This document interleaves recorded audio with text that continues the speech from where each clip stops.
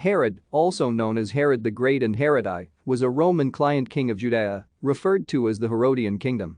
The history of his legacy has polarized opinion, as he is known for his colossal building projects throughout Judea, including his renovation of the Second Temple in Jerusalem and the expansion of the Temple Mount towards its north, the tomb of the Patriarchs in Hebron, the construction of the port at Caesarea Maritima, the fortress at Masada, and Herodium. Vital details of his life are recorded in the works of the 1st century AD Roman Jewish historian Josephus. Herod also appears in the Christian Gospel of Matthew as the ruler of Judea, who orders the massacre of the innocents at the time of the birth of Jesus, although a majority of Herod biographers do not believe this event to have occurred. Despite his successes, including single-handedly forging a new aristocracy from practically nothing, he has still garnered criticism from various historians.